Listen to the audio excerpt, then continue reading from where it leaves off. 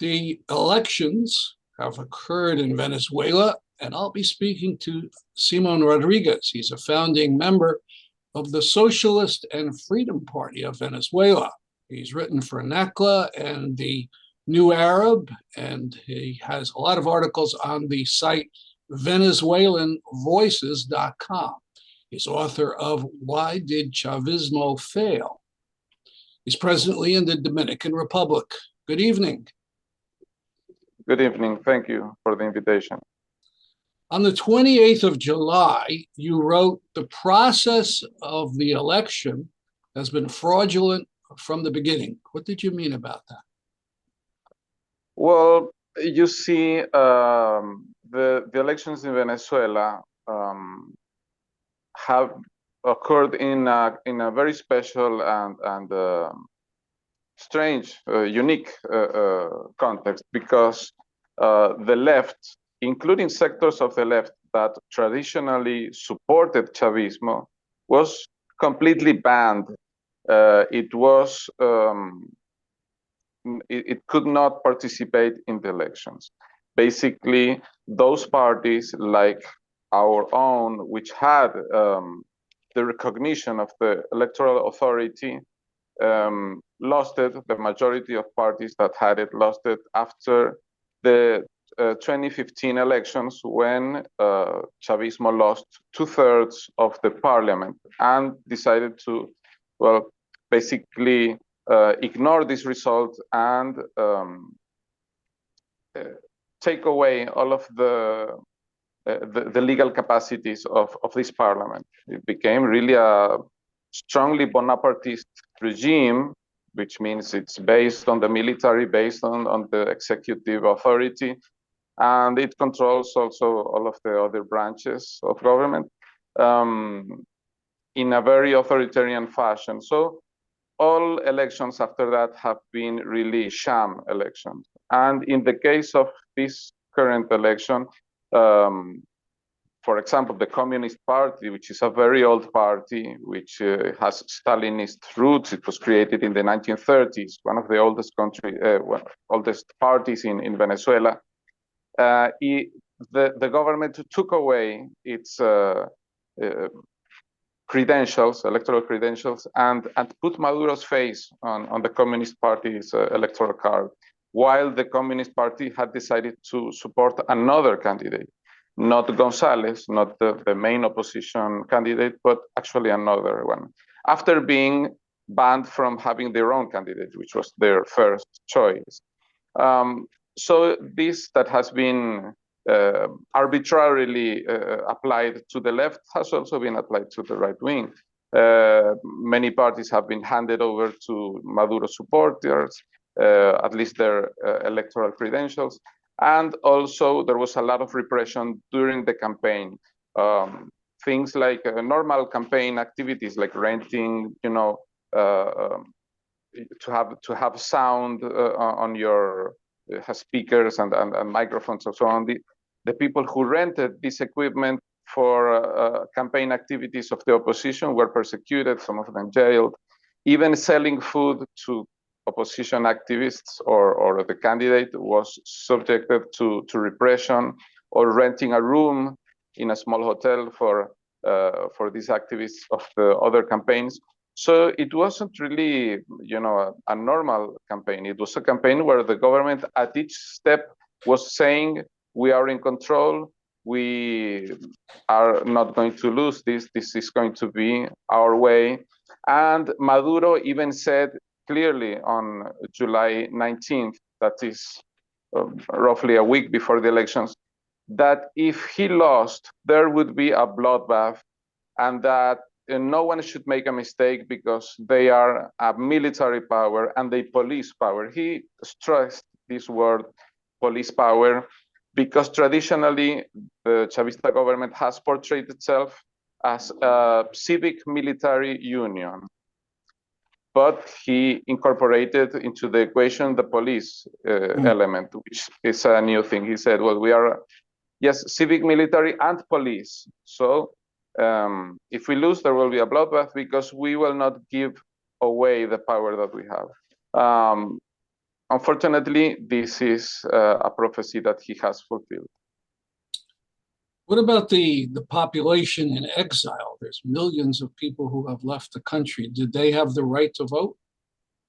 Well, no, that's an important element. And when all of the figures regarding participation in the elections are read, you should take into account that if 21 million voters can vote in Venezuela, a country about 30 million people, between 7 and 8 million Venezuelans that had to live in the last decade, only 69,000 were registered to vote abroad. That's about 1% of the people who have left. And for example, I myself, I'm still registered to vote, but I would have to go to Venezuela to vote. This means that when they say, for example, as the electoral authority said that 59% of the people had voted, really this is a much higher percentage when compared to people in Venezuela who were the ones that could vote. So we are really talking about possibly 75% participation, which is very high. So the exiled population really couldn't vote even if they wanted to. Yes. There was a small scandal because an athlete, a Venezuelan athlete that is participating in the Paris Olympic Games, she lives in Spain where she trains, and she's registered to vote in Venezuela, like most of Venezuelans who are abroad. But she had like the privilege of voting in the Venezuelan embassy in France. So many people criticize it because there was no mechanism for ordinary Venezuelans to be able to do that. And of course, although the government calculated that people abroad would mostly vote against the government, the reality is that the diaspora, because it's mostly an economic migration, would have voted in a roughly similar way to how Venezuelans in Venezuela voted. Perhaps there is a little bit more opposition, but my opinion, this has not been studied thoroughly through polls or other mechanisms. I think it would be similar. There would be a minority that support the government and a majority that would reject it. All right, so there were opposition candidates. Edmundo Gonzalez, that was the main one. Is he a rightist? What is Gonzalez? Yes, he's a rightist. Of course, the government has a discourse where anyone that criticizes or opposes the government is portrayed as a fascist. You know, this is typical Stalinist discourse. But in a country that we have to say it's a capitalist country, it's important for people to know it. There is a capitalist class, not only linked to the government, which is the most powerful one, and to the military, big fortunes in the military, but also a traditional bourgeoisie, which was never expropriated. So we are not talking about a country like, for example, Cuba that expelled the United Fruit. Venezuela's United Fruit, which is Chevron, is doing business and never left the country. So in this sense, Gonzalez, he is a career diplomat, and he even served under Chavez as Venezuelan ambassador to Argentina in the first years of Chavez administration. He's a relatively unknown figure. He was not a public figure until the electoral campaign. And the reason for this is that Maduro first banned Maria Corina Machado, which is the most relevant figure in the right-wing opposition. And we have to make this distinction between left-wing opposition, where I stand, and the right-wing opposition, because the left opposition traditionally never votes for the right-wing opposition. We have totally different politics, and our criticism of the government is from a totally different angle. We think that Venezuela's capitalism which denies workers' rights, which denies women's rights, denies the right to abortion, persecutes indigenous people, peasants, and so on. We have legitimate reasons for struggling for the democratic rights of the working class, and we have nothing to do with a program of privatizations and so on, which is what the right presents. And also the right says that the problem in Venezuela is socialism. We say there is no socialism in Venezuela.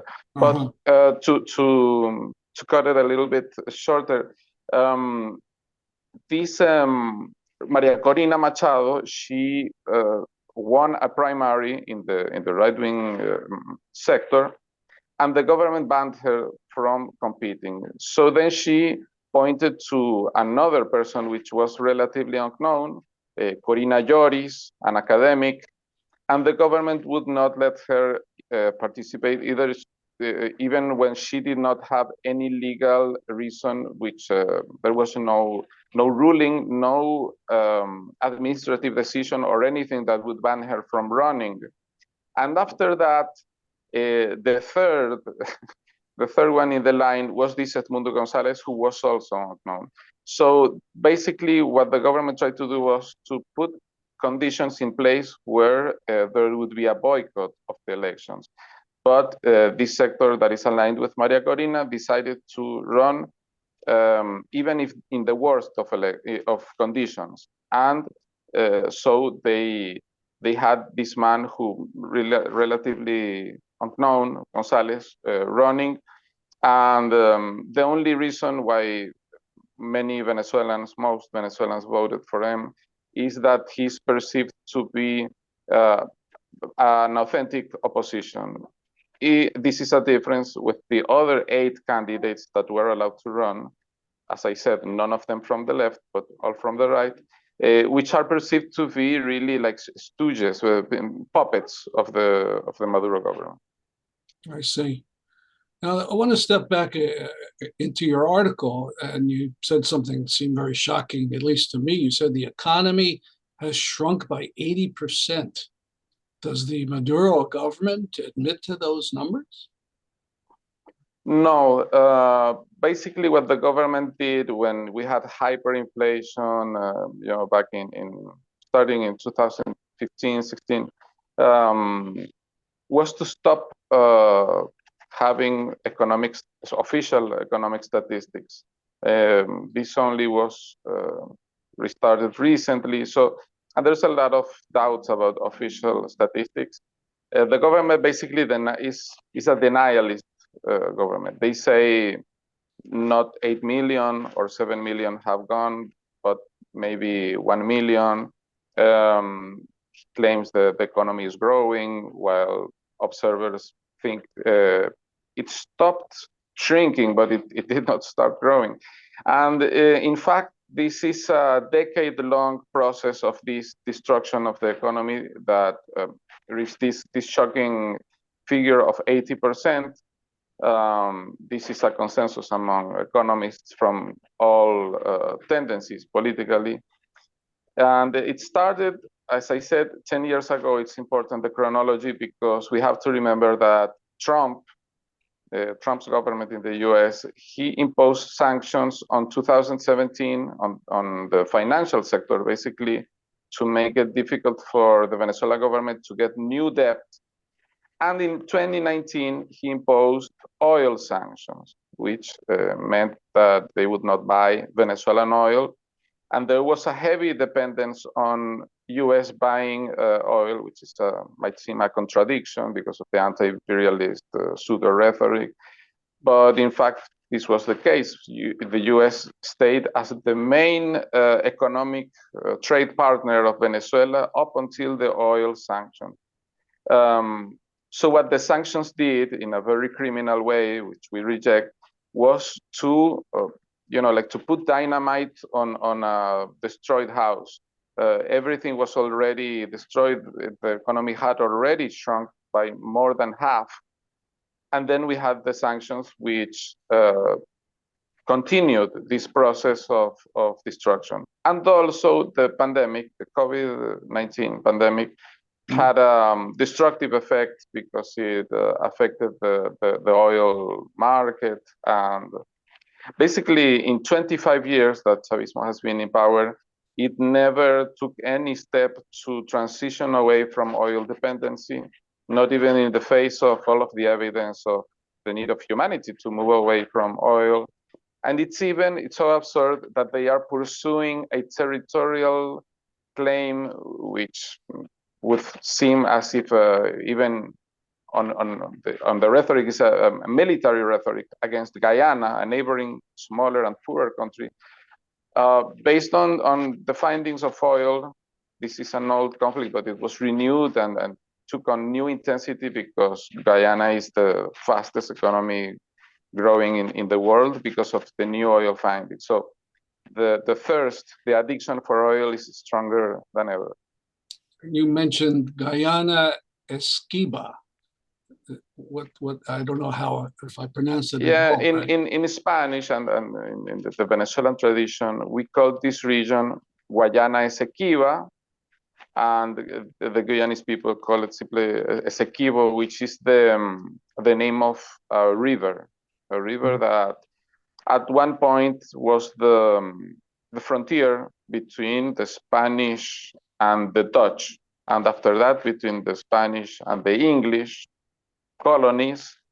And well, eventually, as you know, the English were the most aggressive imperialism. They took over a lot of land that was part of Spain, but US imperialism took advantage of this irredentist Venezuelan claim when there was a leftist leadership in Guyana.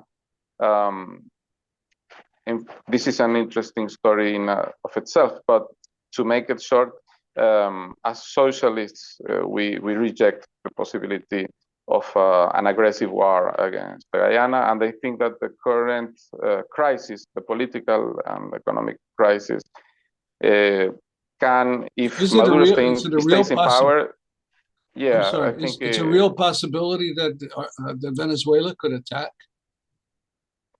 They are taking all of the steps and using all of the discourse. In fact, they even held a referendum where they unilaterally annexed the territory. Of course, this is only on the maps. They only changed some lines on the maps, but you know, these are dangerous steps, and they are building up militarily in the border with Guyana. Wow. All right, so you wrote all this, or the article was published, I think, the day before the election. So the elections take place. What is your reaction?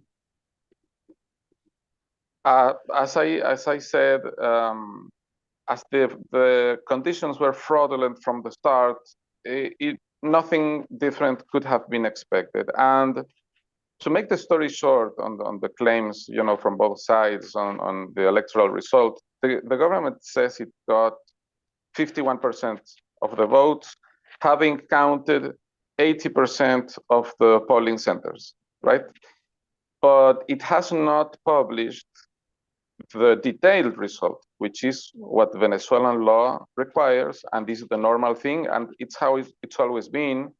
And it's why we have an electronic voting system since 2004, so that you can very quickly know how people voted in each state, in each city, in each individual voting center, and even at the specific voting tables. You can see where you personally voted, how was the outcome. They have not published this. In fact, they have not published anything. They only announced this preliminary result, and they have not announced the total result for 100%. And what people are demanding when they say, well, publish the tallies, publish the detailed result, is basically, and in a very succinct way, they are asking for the result to be published. What the government announced is not the announcement of a result. And, you know, Latin America has a very colorful, to say it somehow, story with history with electoral fraud. This is a classic where you are counting the votes, the light goes out, and when the light comes on again, the government won the elections. It was losing before the blackout, and after the blackout, they win. This happened in Mexico with Salinas Gortari. This happened in the Dominican Republic. This happened many places. Now, the equivalent of this is with internet. And since many people don't know how the internet works, it's like kind of a magical thing for many people, then they try to give it some some aura of mystery. But what they are saying is that they were transmitting the data when they got up to 40%, which is what the opposition had with their delegates in the room where they are adding up the votes. When they were counting up to 40%, the internet was caught. They had a hacking attack. They say it was launched from North Macedonia. I don't know why they chose display.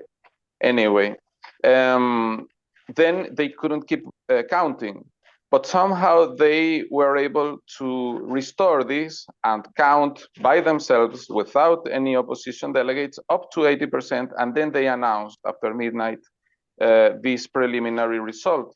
But with only this preliminary result, without a detailed publication of the result, they proclaimed Maduro as the president. And 4 days have gone by and they still do not publish this. Now Maduro went to his controlled Supreme Court and he says he will deliver the results to them. He will not publish them. He will give it to the court for the court to decide if the result is legitimate. But this is not what the law in Venezuela says, and it's not a reasonable thing that if you win, you would not show to the people how you won. So they had this blackout, and then they win. Like it has happened so many times in Latin American history with electoral fraud. It's logical that the people would not accept this, that they would demand to know the result in a detailed way, as it has always been. And taking into account that this government, it reduced the minimum wage from what it was during the Chavez government, which was around $300 a month. It reduced it to barely $3 a month. So it basically wait. Can we emphasize that? Could you say that again? The minimum wage? Is semi-slavery working conditions. People have to understand that the wage system has regressed. We have people that work basically because they get food at the workplace or because they get paid bonuses, which are not considered part of their wage and will not be considered for their retirement or for the payment of other concepts like vacation, etc. But the wage the minimum wage is less than $4 a month in Venezuela. So this is barbarous, and of course, this could not have been imposed overnight. This was a slow process of anti-union, anti-worker repression, persecution, destroying the left, attacking the left, and this is how the government achieved this economic counter-revolution, as I would label it. So you have to understand this is the reason why people oppose Maduro, not because Venezuelans are fascist, because Venezuelans love, capitalism or whatever. They want to have a living wage. They want what people in other places of the world also want: to live with dignity, to have access to healthcare, to have access to education. And really, because of the crisis, public healthcare has been almost completely destroyed. Public universities have been almost depopulated.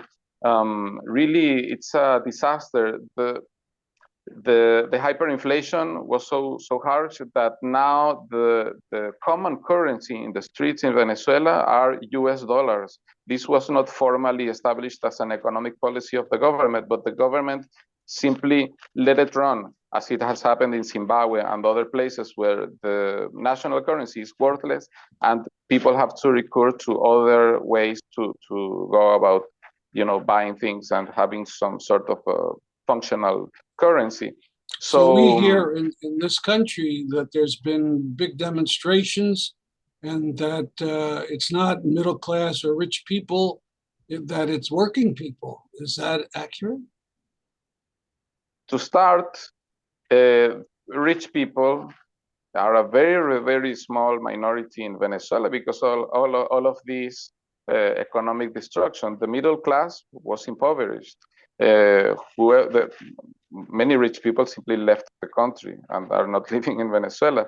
And also many poor people, even poor people had to leave.